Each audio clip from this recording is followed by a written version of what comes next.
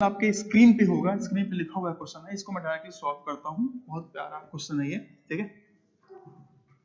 अगर आप इस क्वेश्चन को ट्राई कर रहे हो घर पे देखे तो एक काम करो, पहले जैसे स्क्रीन पे दिखा क्वेश्चन आप इसको पॉज कर दो वीडियो को और पॉज करके क्वेश्चन सॉल्व कर लो, और अगर नहीं आता है तो फिर इसका सॉल्यूशन देखो तो और अच्छा लगेगा आपके लिए, ठीक है।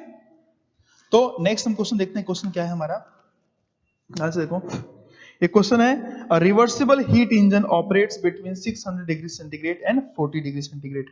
एक रिवर्सिबल हीट इंजन है जो 600 डिग्री सेंटीग्रेड और 40 डिग्री सेंटीग्रेड पे ऑपरेट हो रहा है, यानी कि यहां मैंने बना दिया रिवर्सिबल हीट इंजन बनाया मैंने यहाँ पे, ठीक है। और ये रिवर्सिबल हीट इंजन मुझे बताया कि किस पे कर रहा है, 600 डिग्री पे, और ये कर रहा है 40 डिग्री सेंटीग्रेड पे। रिवर्सिबल हीट इंजन, इसको हीट इंजन मैंने नाम दे दिया 1। अब सिंपल सी बात है सर, इसमें Q1 जाएगा, ये Q2 बाहर आएगा और ये W वर्क मिलेगा इसमें, ठीक है। अब ये क्या बोल रहा है कि ये इंजन जो है drives a reversible refrigerator. Question आपके सामने स्क्रीन पे दिख रहा होगा, this engine drives a reversible refrigerator, यानी कि ये जो इंजन है सर एक रिवर्सिबल रेफ्रिजरेटर को चालू कर रहा है।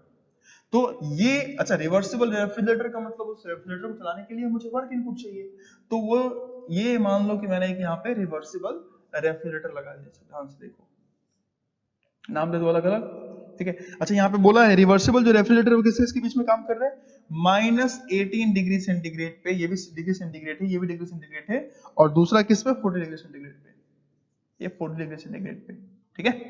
अब आप चाहो तो इसको नीचे बना सकते हो, 40 से नीचे -18, लेकिन मुझे ये मैंने साथ में बनाया, इसका मतलब ये था सर कि ये जो रिवर्सिबल रेफ्रिजरेटर है ना, इसको यही चला रहा है, ड्राइव कर रहा है, यानी कि इसका जो वर्क है वही वर्क इसमें सप्लाई कर रहा है। आई बात समझ में। लेकिन यहाँ पे एक पॉइंट और बोल दिया है कि still there is a network output of 370 kilojoule, यानी कि इसको चलाने के बाद मान लो ये W1 दिया, ये W2 इसमें लगा, फिर भी मुझे W नेट मिल रहा है, यानी कि ये जो W1 है वो ज्यादा है। कितना ज्यादा है sir, 370 kilojoule. 370 kilojoule heat sorry work जो है एक्स्ट्रा दे रहा है इसको चलाने के बाद।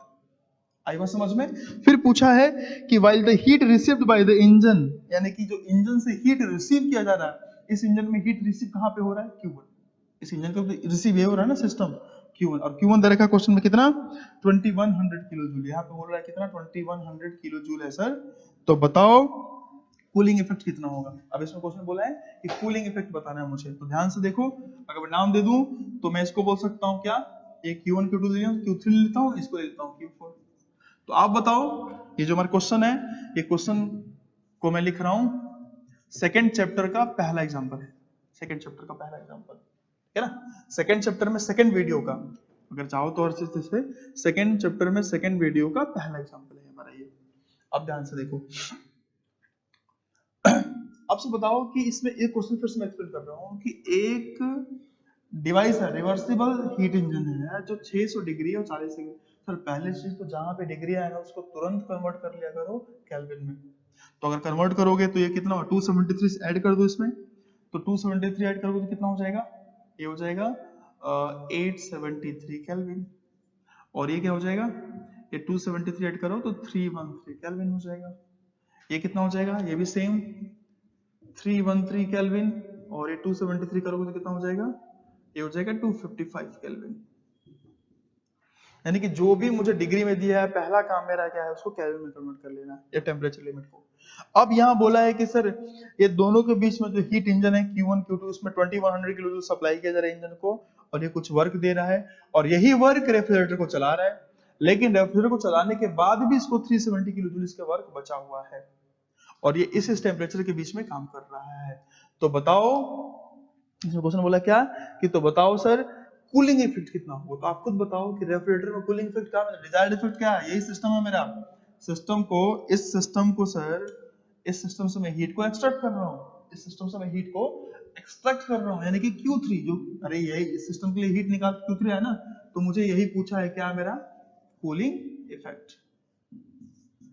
मैंने क्वेश्चन में मुझे Q3 बोला है, सर इस क्वेश्चन मुझे निकालना है क्या, Q3। अब मुझे सॉल्व कैसे करना है, ये हमारे लिए इंपॉर्टेंट चीज है, मैं सॉल्व कैसे करूं। ध्यान से देखिए, अगर मुझे ऐसा क्वेश्चन कभी भी मिलेगा तो सबसे पहले काम क्या करूंगा मैं, कि जो मुझे निकालना है, जो मुझे फाइंड करना है, मैं सबसे पहले उसको लिखूंगा Q3। अब Q3 को केवल देखते मत रहो, Q3 को आपको देखना है कि Q3 जो टर्म है वो किस रिलेशनशिप में Q3, कहां पे Q3 आना चाहिए। तो ध्यान से देखो, अगर मैं इस रिवर्सिबल रेफ्रिजरेटर का COP निकालूंगा सर, तो वो Q3 तो आएगा, Q3 अपन W2 आएगा। तो मैं तुरंत, बिल्कुल देर नहीं करूंगा, मैं तुरंत क्या करूंगा सर, वहां पे मैं लिख लूंगा कि COP ऑफ रेफ्रिजरेटर। अगर मैं COP ऑफ रेफ्रिजरेटर लिखूं तो क्या होगा सर, वो इक्वल होना चाहिए, किससे इक्वल होना चाहिए, वो होगा sir Q3 upon W2, Q3 upon W2। ये तो मेरा हो गया। और मुझे पता है कि जो रेफ्रिजरेटर है या जो इंजन है, दोनों क्या है, रिवर्सिबल है। तो मुझे ये भी पता है कि रिवर्सिबल केस में टेम्परेचर लिमिट्स के हेल्प से निकाल सकता हूं मैं COP। और यहाँ पे दे रखा है सर, यहाँ पे दोनों टेम्परेचर दे रखा है, तो मुझे पता है क्या होता है टेम्परेचर, T लोअर, यानी कि यहाँ पे T lower upon T higher minus T lower, ये फॉर्मूला होता है, हमने देखा था लास्ट में थोड़ी देर पहले। तो T लोअर कितना है सर, T लोअर है 255 केल्विन, T हायर कितना है 313 केल्विन, फिर T लोअर कितना है 255 केल्विन है। तो मैं यहां से बोल सकता हूं कि Q3 by W2 that will be equal to, हमने सॉल्व किया इसको तो 255 अपॉन 313 माइनस 255, ये हमारा है 4.39। मैंने सॉल्व किया तो ये आया 4.39, इक्वेशन नंबर मैंने 1 दे दिया। सर Q3 निकालना है, आ गया मेरा आंसर, बस मुझे W2 पता चल जाए तो मैं Q3 निकालूंगा। यानी कि इससे पहले जो मेरा टारगेट था कि Q3 निकालूं, कूलिंग इफेक्ट निकालूं, अब मेरा टारगेट चेंज हो गया। अब मेरा टारगेट हो गया कि मैं W2 निकालूं। यानी कि पहले मैं Q3 के लिए सोच रहा था, अब मैं W2 के लिए सोचूंगा। तो अब मैं देखूं W2 किस रिलेशन में आना चाहिए, W2 कहां पे आना चाहिए। तो मुझे एक चीज पता है कि अगर मैं इस पॉइंट पे, ध्यान से देखो सर, इस पॉइंट पे अगर मैं एनर्जी बैलेंस लगा दूं, अगर इस पॉइंट पे मैं एनर्जी बैलेंस लगा दूं सर, तो मैं क्या बोल सकता हूं, एनर्जी बैलेंस का मतलब इन इज इक्वल टू आउट। इसमें इन कौन सा हो रहा है, W1, आउट कौन सा हो रहा है, W2 और W नेट। तो मैं यहाँ पे क्या लिख सकता हूँ सर, मैं यहाँ पे लिख लूंगा, यहाँ पे क्या लिखूंगा कि W1 is equal to W2 plus W net. और मुझे चाहिए क्या, मुझे W2 चाहिए। तो W2 कैसे निकालें सर, यहां से देखो, W2 is equal to W1 minus W net, यानी कि W1 मुझे नहीं पता है, W नेट तो मुझे पता है कि 370 किलो जूल है। आई बस समझ में। यानी ध्यान से देखो, इस इक्वेशन में W1 है, अगर मुझे W2 निकालना है, W2 निकालिए तो मेरा आंसर आ जाएगा ना। लेकिन W2 निकालने के लिए W नेट तो मुझे पता है, W1 नहीं पता, तो क्या करूं मैं, यानी कि यही तो मैं बोल रहा हूं ना, W1 मुझे नहीं पता, W नेट मुझे पता है कितना, 370 किलो जूल। इक्वेशन नंबर मैंने 2 दे दिया। यानी कि अब मेरा टारगेट, यहाँ पे जो W2 टारगेट था, मेरा टारगेट से क्या हो गया, अब मुझे निकालना है W1 किसी तरीके से सर। तो अब मैं W1 कैसे निकालूं, ये मैं सोच रहा था किसके लिए, पहला तो मैंने निकाला ये, और यहां मैंने देखा किसके लिए, W2 के लिए निकालना चाह रहा था। अब मेरा टारगेट चेंज हो गया W1, तो अब मैं देखूंगा कि W1 के लिए क्या करूं। समझ में आ रहा है मतलब कहने का ये है कि जब मैंने स्टार्ट कहां से किया, जो पूछा था, और फिर मैं देखते गया कि उसके लिए कौन सा टर्म चाहिए, फिर दूसरे के लिए कौन सा टर्म चाहिए। तो मुझे पता चला कि सर W1 निकालने के लिए मैं देखूं यहाँ पे, तो एफिशिएंसी का फॉर्मूला यूज कर सकता हूँ। अब ये एफिशिएंसी में कैसे निकालूंगा सर, मुझे पता है कि एफिशिएंसी का मतलब, यहाँ पे अगर मैं एफिशिएंसी निकाल दूं सर इस हीट इंजन का, तो क्या होगा W1 अपॉन Q1 डायरेक्टली। और मुझे एक चीज ये भी पता है कि सर ये रिवर्सिबल है, तो टेम्परेचर लिमिट पे काम करेगा, और टेम्परेचर लिमिट के अकॉर्डिंग मुझे पता है क्या है कि 1 minus T lower upon T higher, हमने ये पढ़ा हुआ है थोड़ी देर पहले। ठीक है, तो यहां से देखो, ये 1 माइनस T लोअर कितना है, 2T लोअर है 313 और T हायर है 873। और यहाँ पे W1 मुझे निकालना है, Q1 दे रखा है क्वेश्चन में कितना, 2100 किलो जूल। तो अगर मैं यहाँ से Q1 W1 को सॉल्व करूंगा with the help of calculator, तो मुझे आंसर पता चलेगा, मैंने क्वेश्चन में सॉल्व किया हुआ है। अगर मैं इसको निकालता हूं सर, तो मुझे W1 मिलेगा वो 1347.1, ये मिलेगा 1347.1 किलो जूल, 1347, ये मेरा आंसर आएगा 1347.1 किलो जूल। आप कैलकुलेटर से निकाल के देखना, सेम आंसर आएगा।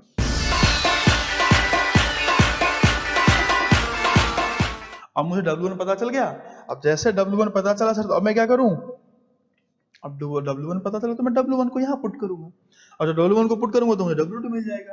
तो W2 यहाँ पुट करो, W1 पुट करो तो क्या W2 क्या मिलेगा, W2 विल बी, अब यहाँ पर डायरेक्टली W2 निकाला मैंने, तो W2 कितना मिल जाएगा, W2 निकालने के लिए मैंने सॉल्व नहीं किया, देख लेते हैं, अभी कैलकुलेटर से हम सॉल्व कर लेंगे। तो जब कैलकुलेटर से सॉल्व करेंगे W2, W1 मुझे मिल चुका है, W1 कितना है, W1 मेरा है 1347, तो मैं डायरेक्टली निकालूंगा यहाँ से कैलसी से 1347.1 माइनस 370, तो ये हमारा हो जाएगा 977.1, तो ये हमारा आंसर आया 977.1 किलो जूल, ये W2 आया।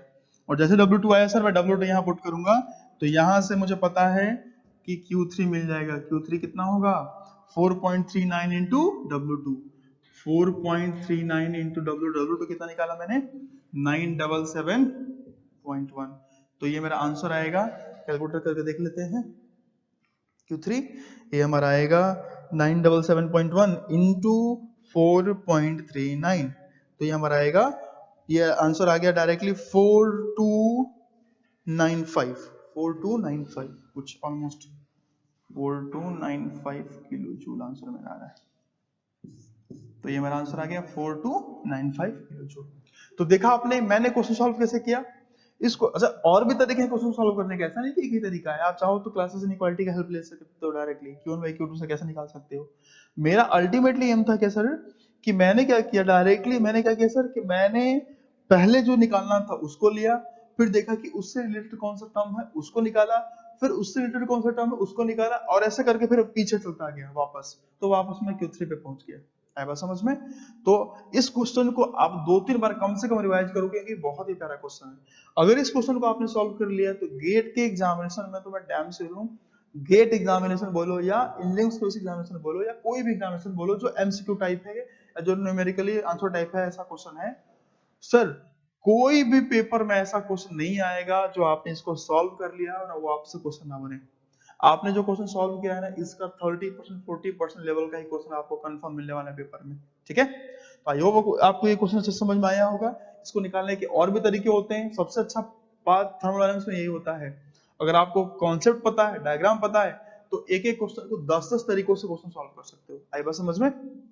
तो इस क्वेश्चन के बाद एक क्वेश्चन और हम सॉल्व करेंगे जिसमें पता चल जाएगा कि और हम अच्छे से क्लियर कर लेंगे अपना सारा कॉन्सेप्ट, और उस क्वेश्चन को सॉल्व करने के बाद हम ये वीडियो फिनिश कर लेंगे हमारा, ठीक है।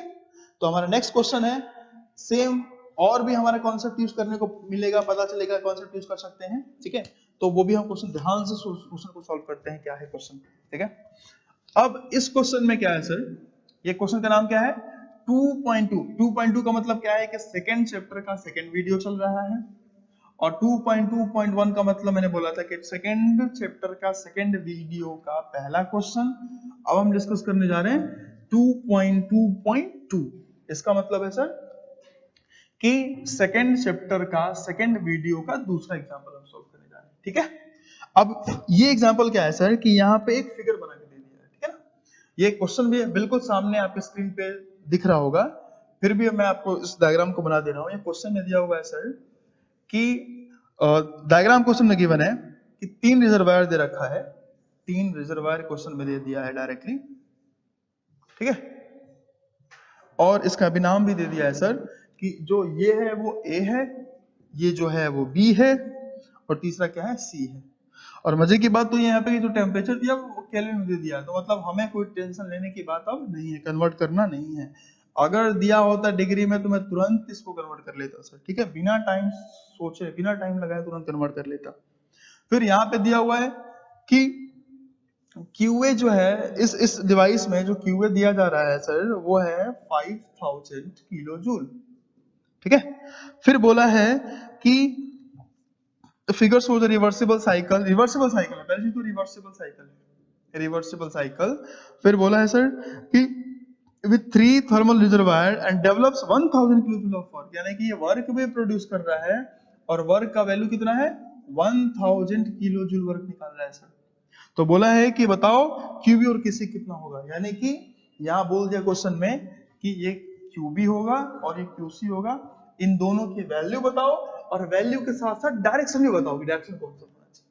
अब क्या करें, मतलब 3 रिजर्वायर दे दिया है, तीनों रिजर्वायर का टेम्परेचर दे दिया है सर, और बोला है क्यूए भी दिया हुआ है और ये भी दे दिया है।